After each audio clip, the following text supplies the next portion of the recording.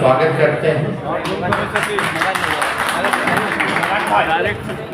इन्होंने काफी परिश्रम किया, काफी मेहनत की, अति पिछड़ा समाज को जोड़ने में, उनकी समस्याओं को उठाया, उनके अधिकार के लिए इन्होंने संघर्ष किया। और जिस प्रकार से भाजपा के लोगों ने इनके दल को प्रयास करने का, तोड़ने का प्रयास किया, वो हम सब लोगों ने देखा है। तो आज देश में चुनाव हो चुके हैं,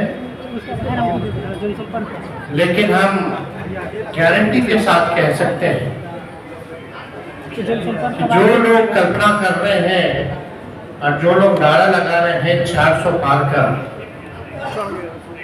इस बार बिहार की धरती उनको धूल छुटाने का काम किया।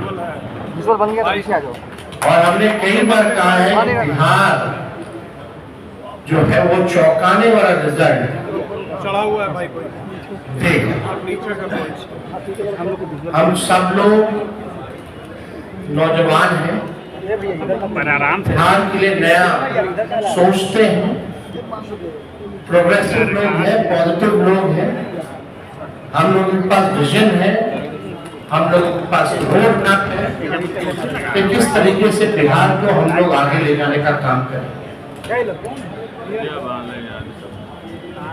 हम सब लोग देश के हालात को भी देख रहे हैं, जहां तानाशाह रवैया अपनाया जा रहा है, जहां संविधान पर खतरा है।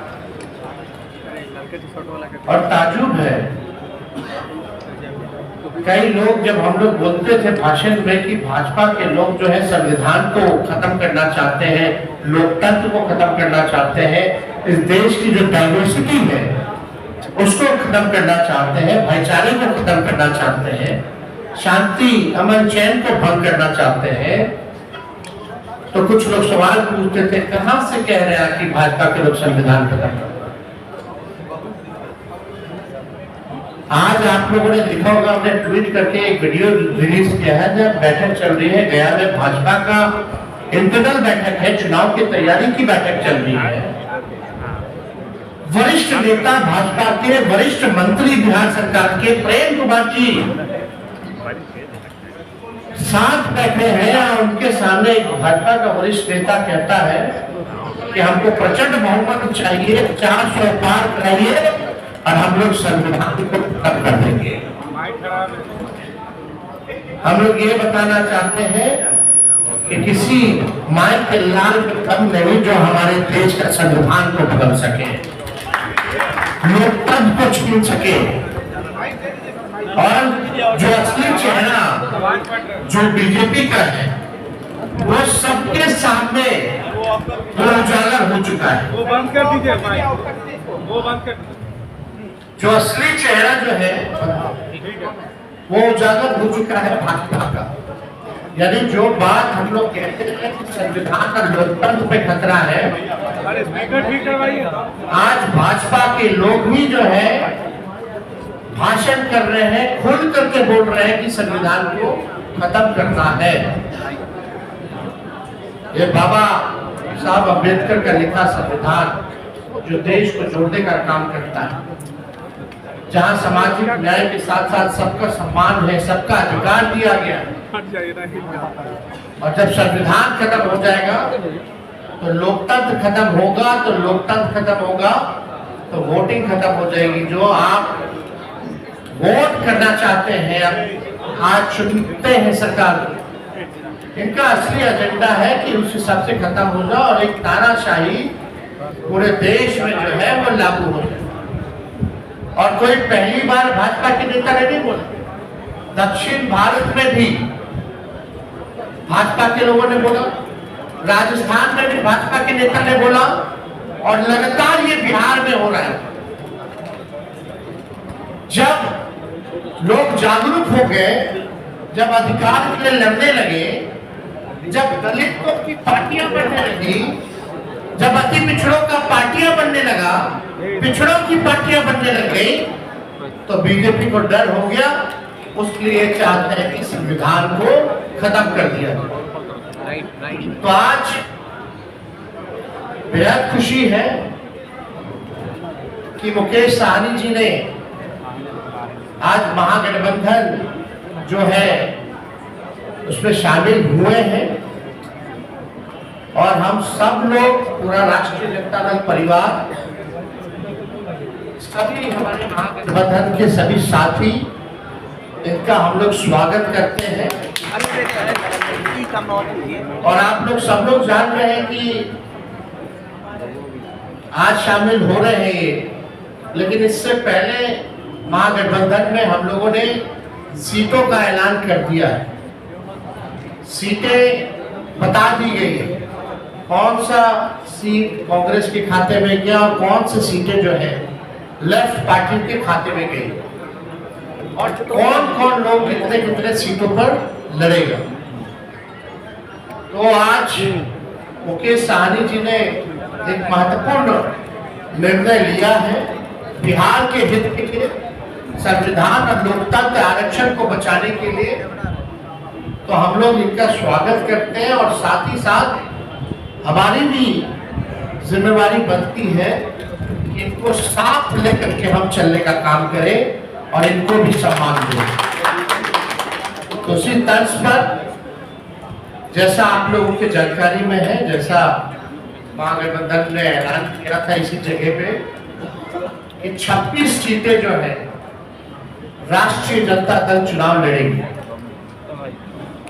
तो हम राष्ट्रीय जनता दल अपने कोटे में से उस 26 सीटों में से हम 3 सीट जो है मुकेश सहनी जी को, मुकेश सहनी जिंदाबाद, जिंदाबाद, जिंदाबाद, तेजस्वी यादव जिंदाबाद, जिंदाबाद, जिंदाबाद, का निर्णय हुआ कि 3 सीटें जो है वो मुकेश सहनी जी को दी जाए।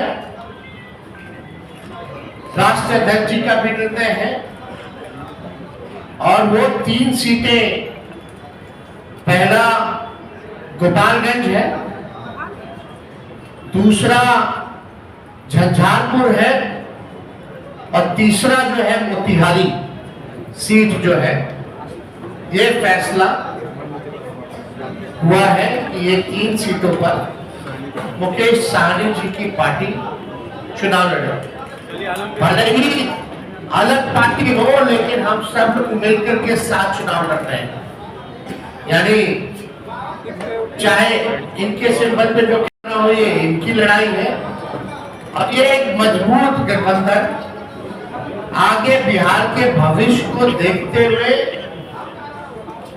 केवल लोकसभा ही चुनाव नहीं, बल्कि आने वाला जो विधानसभा चुनाव होगा, क्योंकि समय तो ज्यादा नहीं रह गया है और आप लोग सब लोग जान रहे हैं कि नीतीश जी का तो जब मन है कभी भी खड़ा है, कभी भी हो सकता है।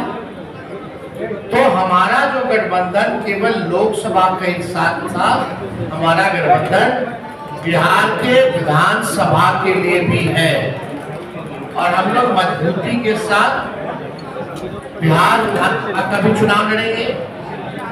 और समय भी जो सम्मान की बात लगातार मुकेश सहनी करते रहे हैं, तो जिस प्रकार से राष्ट्रीय जनता दल ने, महागठबंधन ने इनका सम्मान दिया है लोकसभा के चुनाव में, विधानसभा के चुनाव में भी हम लोग इनको सम्मान देने का काम करेंगे। और ज्यादा कुछ हम नहीं कहेंगे। अब हम चाहेंगे कि मुकेश सहनी जी जो है आप अपने समक्ष अपनी बातों को रखेंगे और ये जब बात रख ले तो जो आप लोगों का सवाल हो शांति पूर्वक आप लोग पूछ सकते हैं।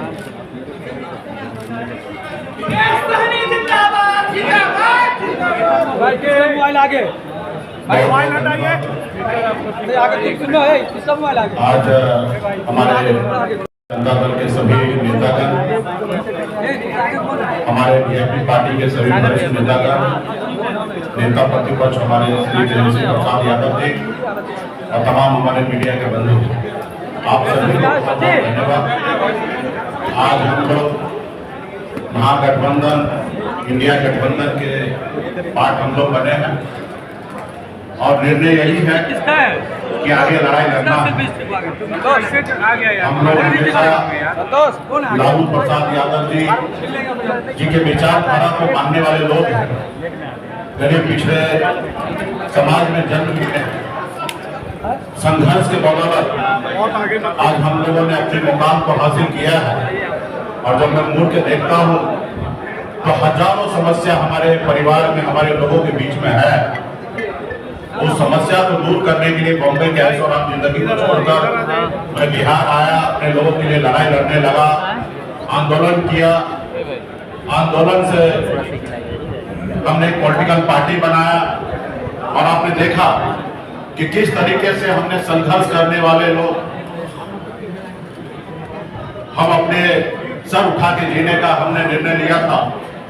और आपने देखा कि भाजपा ने किस तरीके से हमारे विधायक को खरीद लिया, हमारी पार्टी को तोड़ दिया। हमारे सहयोग से बिहार में सरकार बनाई, उस सरकार से हमें बाहर कर दिया। और अब पिछले 2 सालों से संघर्ष में कर रहा हूं, गांव-गांव में घूमकर अपने लोगों को जागरूक कर रहा हूं कि अपने अधिकार के लिए लड़ाई लड़िए। हमारी लड़ाई है कि जब देश एक है, संविधान एक है, देश के प्रधानमंत्री एक है, तो हमारे साथ अन्याय क्यों? जब बंगाल में निषाद समाज के सभी उपजाति, चाहे बिंद हो, बेलदार हो, नुनिया हो, मला हो, चाहे हो, तियर हो, बनपर हो, गोड़ी हो, तमाम निषाद के सभी उपजाति को आरक्षण एससी का मिल रहा है। आप दिल्ली चले जाइए, वहां पे निषाद समाज के सभी उपजाति को आरक्षण मिल रहा है और बिहार या उत्तर प्रदेश, झारखंड में नहीं मिल रहा है। कई बार भारतीय जनता पार्टी के वरिष्ठ नेतृत्व ने कई बार उन्होंने वादा किया कि हमारी सरकार बनेगी, हमारे साथ कीजिए, हम आपको आरक्षण देंगे।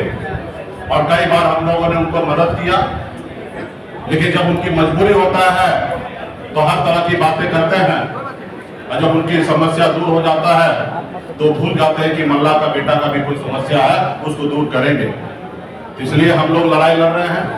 पूरे यूपी, बिहार, झारखंड में अपने लोगों को जागरूक किए। हर लोगों ने हाथ में गंगा जल लेकर संकल्प लिया कि हम अपने आने वाला पीढ़ी के लिए, अपने बच्चे के भविष्य के लिए संघर्ष करेंगे। जैसे हमारे पूर्वज ने कभी इस देश को आजादी दिलाने के लिए संघर्ष किया, उसी तरीके से संघर्ष करेंगे। और आज हम भी उसी रास्ते पे चल रहे हैं। हमने बिहार में तमाम, हमारे कर्पूरी ठाकुर जी हो, हमारे लालू प्रसाद यादव जी हो, स्वर्गीय श्री पासवान जी हो, हमने सबको देखा। अपने लोगों के लिए, अपने हक अधिकार के लिए उन्होंने संघर्ष किया। और वही भी वही रास्ते पे चलने के लिए आज हम इंडिया गठबंधन में आए हैं। और निश्चित तौर पे 2024 का जो चुनाव होगा उसमें आप सभी को, देश के सभी लोगों को ने बिहार का जो रिजल्ट आएगा उसमें चौंकाने वाला रिजल्ट होगा। और मजबूती से हम लोग लड़ेंगे। 40 से 40 लोकसभा सीट पर हम लोग काम करेंगे और 40 से 40 जीतने का हम लोग काम करेंगे, ताकि देश में जो आज खास करके मोदी जी ने हर साल में 2 करोड़ लोगों को रोजगार देने का जो निर्णय लिया था, अब कहीं ना कहीं 2 लाख भी नौकरी उन्होंने देने का काम नहीं किया। आज हमारे लोग पढ़ लिख कर घूम रहे हैं, उनको नौकरी नहीं मिल रहा है। और खास करके ये कौन लोग हैं, ये SC, ST, OBC के लोग, अति पिछड़ा समाज के लोग हैं। आज हमारे बच्चे उसका क्या तो LED का जमाना है, इसका जमाना है, लेकिन जरा मोदी जी अपने बगल में अपने साथी माननीय मुख्यमंत्री जी से पूछ लेते हैं कि दुनिया खत्म हो जाएगी, काहे ला बोलते हैं? किस बात पे बोलते हैं? क्योंकि जमाना हाईटेक हो गया है। उसी बात पे ना मुख्यमंत्री जी कहते हैं फोन मत चालू करो, फोन चलाता है सब लोग, थोड़ा दिन में दुनिया खत्म हो जाएगी।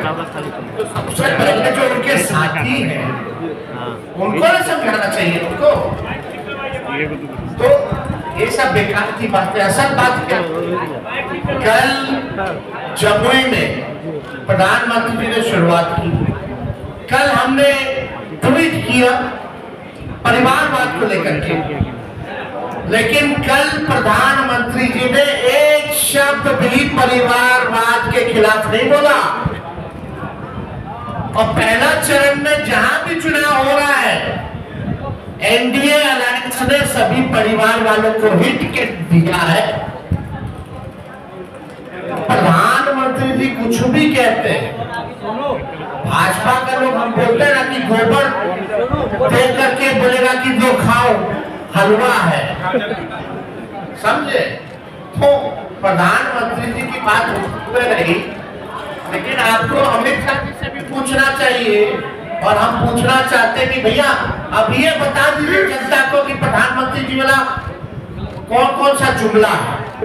फिर बाद में मत बोलिएगा अरे चुनावी समय में तो जुमले बोले जाते हैं, लेकिन वो लोग जुमला बोलता है और हम लोग जो कहते हैं वो करके दिखाते हैं। हम लोग 17 महीने आए तो 5 लाख सरकारी नौकरी हम लोगों ने दिया। कल मुख्यमंत्री जी भी कह रहे थे, नौकरी का जिक्र कर रहे थे। बताओ, जो मुख्यमंत्री 2020 में कहता था कहां से पैसा लाएगा, असंभव है। आज उनको भी हम नौकरी की बात करवा रहे कि नहीं करवा रहे, उनके हाथ में दिलवाए कि नहीं दिलवाए की बात। देखिए परिवर्तन, यही फर्क भाजपा और महागठबंधन में है। हम लोग जो कहते हैं वो करते हैं। नाम कुमार है जी,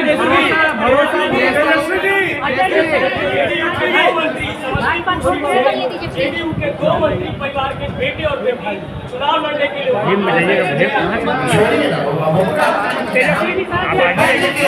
अंतिम जनता न मालिक है।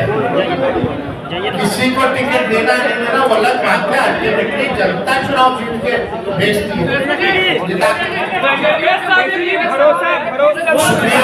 शुक्रिया, थैंक यू। आज इस अलायंस की घोषणा की गई थी।